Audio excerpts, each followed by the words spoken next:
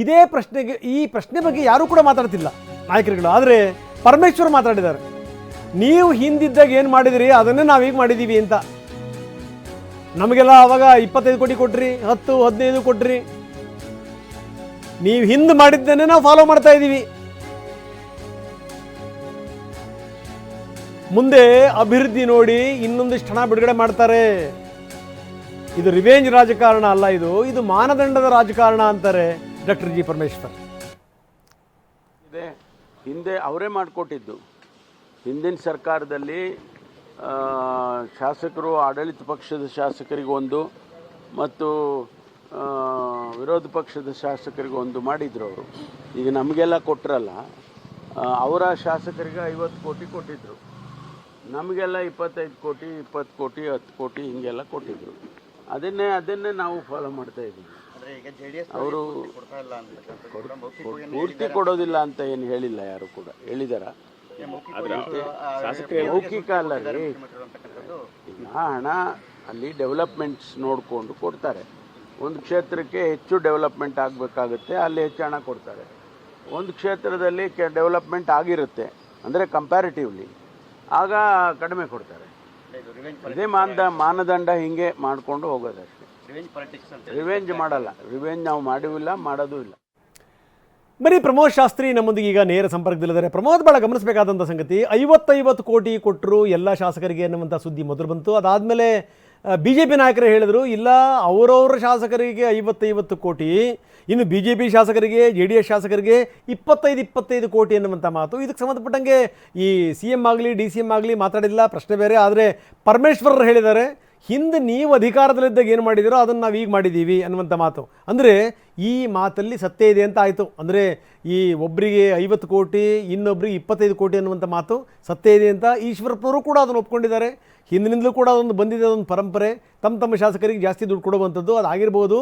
ಆದರೆ ಬ್ರಹ್ಮ ಬಂದರೂ ಕೊಡೋಕ್ಕಾಗಲ್ಲ, ಇವರು ಗುಂಡಿ ಮುಚ್ಚಕ್ಕೆ ಮೊದಲು 5 ಕೋಟಿ ಕೊಡಲಿ ಅಂತ. ಅದೆಲ್ಲ ಪಕ್ಕಕ್ಕಿಟ್ಟು ಮಾತಾಡೋದಾದರೆ ನಿಜಕ್ಕೂ ಈ ಸಾಧನಾ ಸಮಾವೇಶ ಶಕ್ತಿ ಪ್ರದರ್ಶನ ಆಗೋದಕ್ಕಿಂತ ಮೊದಲು ಮುಖ್ಯಮಂತ್ರಿಗಳು ಏನು ಘೋಷಣೆ ಮಾಡಿದಾರಲ್ಲ, ಯಾವ್ಯಾವ ಕಾರಣದಿಂದ, ಅಂದರೆ ಏನಾದರೂ ಅಸಮಾಧಾನ ಅನ್ನುವಂಥದ್ದನ್ನು ಸರಿ ಮಾಡೋಕ್ಕೋಸ್ಕರ ಮುಖ್ಯಮಂತ್ರಿಗಳು ಹಣ ಬಿಡುಗಡೆ ಮಾಡಿದಾರ ಅನ್ನುವಂಥ ಪ್ರಶ್ನೆ ಕೂಡ ಈಗ ಎದ್ದಿದೆ.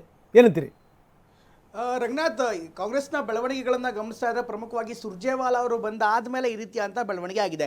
ಸುರ್ಜೇವಾಲಾ ಅವರು ಯಾವಾಗ ಶಾಸಕರನ್ನು ಕರೆದು ಒಂದು ಅಭಿಪ್ರಾಯವನ್ನು ಕೇಳ್ತಾರೋ, ಈ ಅಭಿಪ್ರಾಯ ಕೇಳಾದ್ಮೇಲೆ ಈ ರೀತಿಯಂಥ ಅನುದಾನ ಬಿಡುಗಡೆ ಮಾಡಿರುವಂಥದ್ದು. ಶಾಸಕರ ಸಮಸ್ಯೆಗಳಿಂತು ಪ್ರಮುಖವಾಗಿ ಶಾಸಕರು ಹೈಕಮಾಂಡ್ ಮಟ್ಟದಲ್ಲಿ, ಅದರಲ್ಲೂ ಸುರ್ಜೇವಾಲಾ ಅವರಿಗೆ ದೂರನ್ನು ಕೂಡ ಕೊಟ್ಟಿದ್ದರು, ಅನುದಾನ ಸಮರ್ಪಕವಾಗಿ ಸಿಗ್ತಾ ಇಲ್ಲ, ಇನ್ನಷ್ಟು ಬೇಕಿದೆ ಅಂತ. ಅದಾದ ಬಳಿಕ ಈಗ ಮತ್ತೆ ಅನುದಾನ ಬಿಡುಗಡೆ ಆಗಿದೆ. ಇದು ಒಂದು ಭಾಗ. ಇದನ್ನು ಹೊರತಾಗಿ ಇಲ್ಲಿರುವ ರಾಜಕಾರಣವನ್ನು ಗಮನಿಸ್ತಾ ಇದ್ದರೆ ಈ ರೀತಿಯಾದಂಥ ಘಟನಾವಳಿಗಳು ನಡೀತಾ ಇರುವಂಥದ್ದು ಕರ್ನಾಟಕದಲ್ಲಿ ಅಥವಾ ಕರ್ನಾಟಕದ ರಾಜಕೀಯದಲ್ಲಿ ಇದೇ ಮೊದಲಲ್ಲ. ಹಿಂದೆ ನೆನಪಿರ್ಬೋದು, ಹಿಂದಿನ BJP ಸರ್ಕಾರ ಇದ್ದಂಥ ಸಂದರ್ಭದಲ್ಲಿ ರಾಮಲಿಂಗಾರೆಡ್ಡಿ ಅವರು ಸದನದ ಒಳಗಡೆ ದೊಡ್ಡ ಮಟ್ಟದ ಒಂದು ಪ್ರತಿಭಟನೆಯನ್ನು ಮಾಡಿದ್ರು. ಆಗಿನ ಸಂದರ್ಭದಲ್ಲಿ ಅಂದಿನ BJP ಸರ್ಕಾರ BTM ಲೇಔಟ್ ಕ್ಷೇತ್ರ ಏನಿದೆ, ಆ ವಿಧಾನಸಭಾ ಕ್ಷೇತ್ರಕ್ಕೆ ಯಾವುದೇ ಹಣವನ್ನೇ ಕೂಡ ಕೊಟ್ಟಿರಲಿಲ್ಲ, ಬಿಡುಗಾಸು ಕೂಡ ಕೊಟ್ಟಿರಲಿಲ್ಲ. 1 ಕೋಟಿ 2 ಕೋಟಿ ಅಲ್ಲಲ್ಲಿ ಹೇಳಿತ್ತಾದರೂ ಕೂಡ ಒಂದೇ ಒಂದು ಪೈಸೆ ಕೂಡ ಬಿಡುಗಡೆ ಆಗಿರಲಿಲ್ಲ.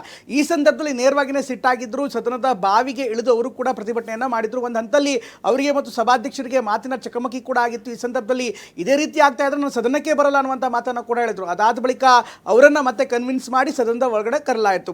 ಈ ಎಲ್ಲವನ್ನೂ ಕೂಡ ಗಮನಿಸ್ತಾ ಇದ್ರೆ ಅಂದರೆ ಈ ರೀತಿಯಾದಂಥ ಪ್ರಾಕ್ಟೀಸ್ಗಳೇನಿದೆ ಕರ್ನಾಟಕದಲ್ಲಿ ಮೊದಲಿಂದಲೂ ಕೂಡ ಇದೆ. ಇತ್ತೀಚಿನ ದಿನಗಳಲ್ಲಿ ಕಾಂಪಿಟೇಟಿವ್ ಪೊಲಿಟಿಕ್ಸ್ ಅಂತ ಬಂದಂಥ ಸಂದರ್ಭದಲ್ಲಿ ಸಹಜವಾಗಿಯೇ ಆಯಾ ಪಕ್ಷದ ಶಾಸಕರು ಹೆಚ್ಚಿನ ಪ್ರಮಾಣದಲ್ಲಿ ಅನುದಾನವನ್ನು ಪಡೆದುಕೊಂಡು ಹೋಗ್ತಾ ಇದ್ದಾರೆ. ಆದರೆ ಈಗ ಬಿಡುಗಡೆ ಆಗಿರುವಂಥ ಸಂದರ್ಭದಲ್ಲಿ ಅಥವಾ ಕರ್ನಾಟಕದ ಆರ್ಥಿಕದ ಸ್ಥಿತಿಗತಿಗಳನ್ನು ನೋಡ್ತಾ ಇದ್ರೆ ಸಾಕಷ್ಟು ಸಮಸ್ಯೆ ಇದೆ ಅನ್ನುವಂಥದ್ದು ವಿಪಕ್ಷಗಳು ಹೇಳ್ತಾ ಇರುವಂಥದ್ದು. ಅತ್ತ ನೀವು ಆಡಳಿತ ಪಕ್ಷದವರಿಗೆ ಕೊಡ್ತಾ ಇದ್ದೀರಿ ಸರಿ, ಆದರೆ ಅಟ್ ದ ಸೇಮ್ ಟೈಮ್ ಈಗ ವಿಪಕ್ಷದವರಿಗೆ ಕಡಿಮೆ ಕೊಡ್ತಾ ಇದ್ರು ಕೂಡ ಹಣ ಎಲ್ಲಿ ಸಿಗುತ್ತೆ ಅನ್ನುವಂಥದ್ದು ಅವ್ರು ಕೇಳ್ತಾ ಇರುವಂಥ ಪ್ರಶ್ನೆ. ಯಾಕೆಂದರೆ ಈಗ ಸುಮಾರು 224 ಕಾನ್ಸ್ಟಿಟ್ಯೂನ್ಸಿಗೂ 50 ಕೋಟಿ ಕೊಡ್ತಾರೆ ಅಂದರೆ ಸುಮಾರು 10,500 ಕೋಟಿಗೂ ಹೆಚ್ಚಿನ ಹಣ ಬೇಕಾಗುತ್ತೆ. ಇದರ ಜೊತೆಗೆ ಇದೆಲ್ಲವೂ ಕೂಡ ಈಗ ಆನ್ ಪೇಪರ್ ಇದೆ. ನೇರವಾಗಿ ಅದನ್ನು ಕ್ಷೇತ್ರಕ್ಕೆ ಅನುದಾನ ರೂಪಕ್ಕಾಗಿ ಬರುವಂಥ ಸಂದರ್ಭದಲ್ಲಿ ಬೇರೆ ಬೇರೆ ಪ್ರಕ್ರಿಯೆ ಇರುತ್ತೆ. ವರ್ಕ್ ಆರ್ಡರ್ ರೆಡಿ ಆಗಿರಬೇಕಾಗತ್ತೆ, ಜೊತೆಗೆ DPR ರೆಡಿ ಆಗಿರಬೇಕಾಗತ್ತೆ, ಯಾವ್ಯಾವ ಕೆಲಸಕ್ಕೆ ಎಷ್ಟೆಷ್ಟು ಹಣ ಅಂತ ಅದನ್ನು ಅಲಾಟ್ಮೆಂಟ್ ಮಾಡಬೇಕಾಗ, ಹೀಗಾಗಿ ಬೇರೆ ಪ್ರೋಸೆಸ್ ಕೂಡ ಇರುತ್ತೆ. ಈಗ ಹಣ ಮಂಜೂರಾತಿ ಮಾಡ್ತೀನಿ ಅಂತ ಹೇಳಿದ್ರು ಕೂಡ ಅದು ಕ್ಷೇತ್ರಕ್ಕೆ ಹೋಗುವಷ್ಟರಲ್ಲೂ ಕೂಡ ಸುಮಾರು 1 ರಿಂದ 2 ತಿಂಗಳಾದರೂ ಕೂಡ ಅಚ್ಚರಿನಿಲ್ಲ. ಈ ಎಲ್ಲ ಕಾರಣಗಳಿಗೋಸ್ಕರ ಈಶ್ವರಪ್ಪನವರು ಹೇಳ್ತಾ ಇರುವಂಥದ್ದು 50 ಕೋಟಿ ಅಲ್ಲ 5 ಕೋಟಿ ಮೊದಲಿಗೆ ಕೊಡಿ ಅಂತ ಹೇಳ್ತಾ ಇದ್ದಾರೆ. ರಂಗನಾಥ್, ಎಸ್, ಧನ್ಯವಾದ ತಮ್ಮೆಲ್ಲ ಮಾಹಿತಿಗೆ.